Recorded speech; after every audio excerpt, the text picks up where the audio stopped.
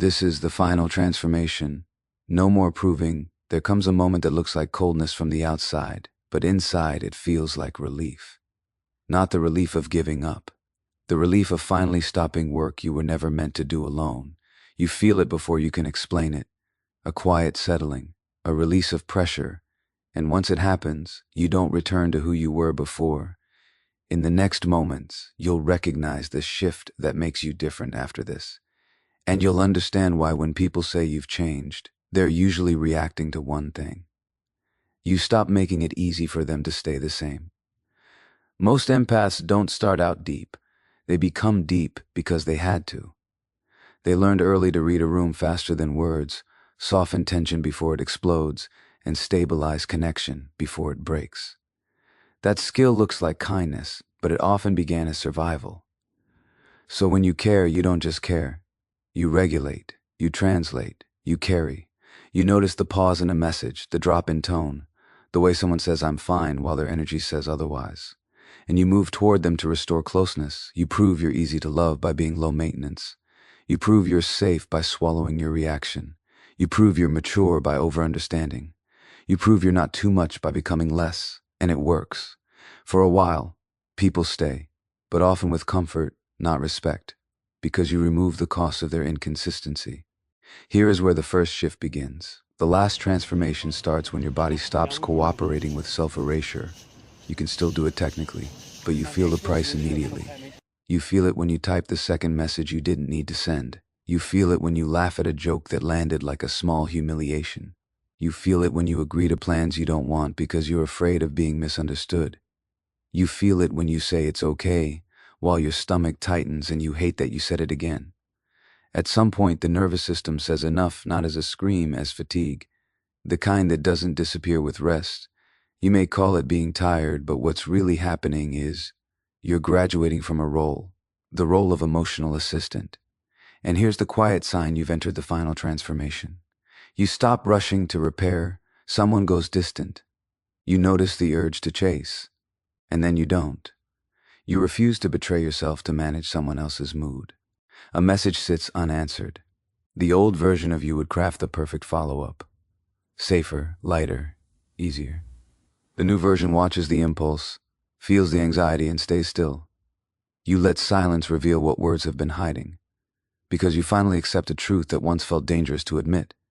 If connection requires you to abandon yourself, it isn't connection, it's compliance. This isn't you becoming avoidant. It's you becoming accurate.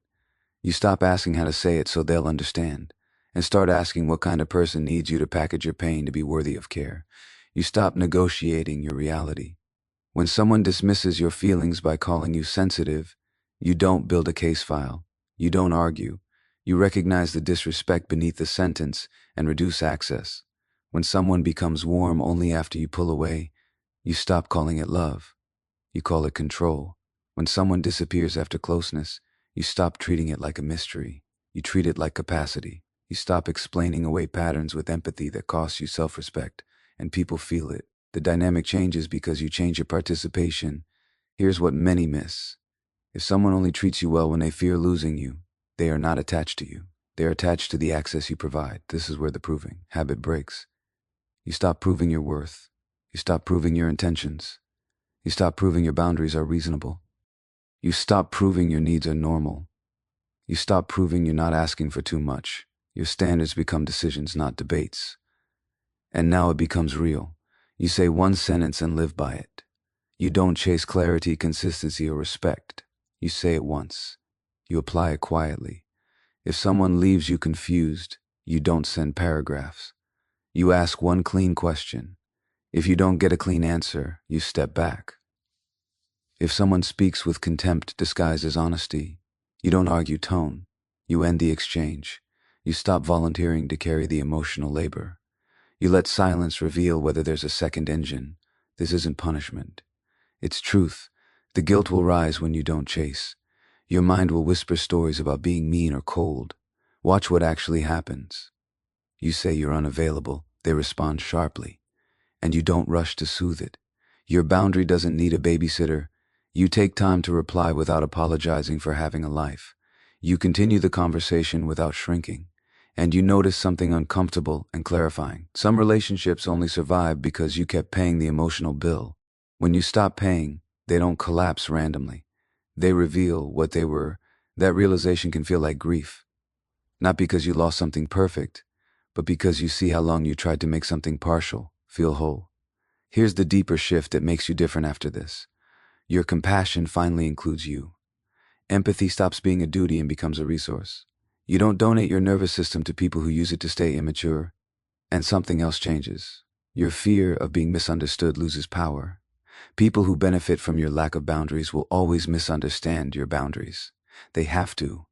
Understanding would require them to change. So you let misunderstanding happen. You stop fighting for your image. You stop trying to be the good one. You stop offering unlimited access to earn approval. And then comes the test. Someone who once took you for granted suddenly comes back warmer, more attentive, more interested. This is where many reopen the wound. But the question is no longer whether they want you. The question is whether they want you or the version of you that proves so. You watch, not words, patterns. Consistency. What happens after the warmth fades? If the old behavior returns once they feel secure, you don't take it personally. You take it seriously. You are not becoming someone who doesn't care. You are becoming someone who cares without self-abandonment. You can still be gentle. You just stop making your gentleness a place where others wipe their feet. That's why this is the last transformation. Once you feel what it's like to stop proving, you can't unfeel it. Once you taste dignity, crumbs lose their appeal. And this time, you don't announce it. You don't explain it. You don't seek permission. You simply live from a place where your presence is a choice, not a service. After this, you don't just feel different. You move different. And anyone who wants access now has to meet you there. And something else settles into place once you stop proving.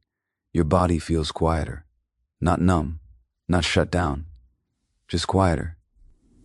Like a room where a loud machine finally turned off. You start noticing how much noise you used to live with. How much tension you mistook for normal. How often your nervous system stayed alert because love felt conditional, attention felt temporary, and safety felt like something you had to earn. Now, you don't earn it. You require it. That alone changes the way you walk into rooms, conversations, relationships. You stop scanning for cues. You stop pre-adjusting your personality. You stop calculating how to be received. You arrive as you are, and if that disrupts the space, you let it. Because for the first time, your internal peace matters more than external harmony. This is where people really feel the difference. You're still kind, but your kindness has weight. You're still attentive, but no longer available by default. You still care, but you don't chase understanding like oxygen. You trust that the right people won't need you to bleed for clarity. And yes, some people fall away here, quietly, slowly, sometimes dramatically. They won't always announce it. They'll just stop reaching, stop trying, stop adjusting. That's not loss. That's alignment correcting itself. What remains is lighter, cleaner, more honest. You may grieve during this phase, not because you made the wrong choice, but because you finally see how much you carried. You grieve the version of yourself who worked so hard to be lovable, who learned early that peace was something you created for others while neglecting yourself. That grief is not weakness, it's integration. It's your system catching up to a truth your intuition has known for a long time. There will be moments where the old instinct resurfaces, the urge to explain, to soften, to rescue, to re-enter dynamics that feel familiar but costly. When that happens, you pause. You notice the pull without obeying it. You remember how exhaustion used to live in your body. You remember the tight chest, the restless mind, the quiet resentment. And you choose differently, not with anger, but with clarity. Clarity is the real transformation, because clarity doesn't argue. It doesn't justify, it doesn't persuade. It simply sees and responds accordingly. This is where your time becomes sacred. You stop filling it to avoid loneliness. You stop overconnecting to avoid discomfort. You allow space. And in that space, something unexpected happens. Your intuition sharpens. Your tolerance drops. Your discernment strengthens. You no longer mistake intensity for intimacy. You no longer confuse familiarity with safety. You start asking better questions. Not out loud, but internally. Does this feel mutual? Does this feel steady? Does this feel respectful even when no one is performing? And when the answer is no, you don't spiral. You don't personalize it. You step back. Stepping back used to feel like abandonment. Now it feels like self-trust. And self-trust is what makes this transformation permanent. Because once you trust yourself, manipulation loses leverage, guilt loses its grip, emotional inconsistency loses its charm. You see things faster, not because you're suspicious, but because you're no longer invested in illusions. You don't need people to prove they care. You watch what's consistent. You watch what remains when you stop over-functioning. You watch how someone treats your no, your pause, your silence. That tells you everything. Words used to confuse. There's a quiet confidence that comes with this stage. Not loud, not performative. It doesn't need validation. It comes from knowing that even if someone leaves, you'll remain intact. Even if someone misunderstands you, you won't shrink to fix it. Even if someone withdraws, you won't chase them back into your life at your own expense. You stop fearing distance because you've learned the cost of closeness without respect. And here's the truth. Most people won't tell you. Some connections were never meant to survive your healing. They depended on your self-doubt, your availability, your overgiving. When you remove those ingredients, the dynamic has nothing to stand on. That doesn't mean you failed. It means you outgrew the role you were assigned. This is why the transformation feels final, not because you harden, but because you stabilize. You become someone who can love deeply without losing structure. Someone who can offer warmth without self-erasure. Someone who can say yes with intention and no without explanation. Someone who understands that empathy is powerful only when it's directed inward as much as outward.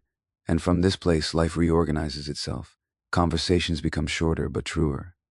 Relationships become fewer but safer. Your energy returns to your body instead of leaking into everyone else's emotions. You sleep differently. You think differently. You respond instead of react. You no longer confuse urgency with importance. You no longer confuse effort with love. You no longer confuse attachment with depth. You choose, and that choice echoes into everything. So when people say you've changed, you don't defend yourself. You don't correct them. You don't explain the journey. You let them sit with the discomfort of your boundaries, your calm, your absence from roles you used to play. Because the ones meant to stay won't need you to be smaller. They'll meet you where you are. This is the version of you that no longer negotiates with self-betrayal. The version that doesn't need to prove, persuade, or perform. The version that understands that love without dignity is not love, it's labor. And you're done working overtime for free. After this, your presence is intentional. Your energy is protected. Your empathy is selective. You don't disappear anymore. You don't overextend anymore. You don't abandon yourself to keep connection alive. After this, you move differently. You choose differently. You live from a place where self-respect is not a phase. It's the foundation.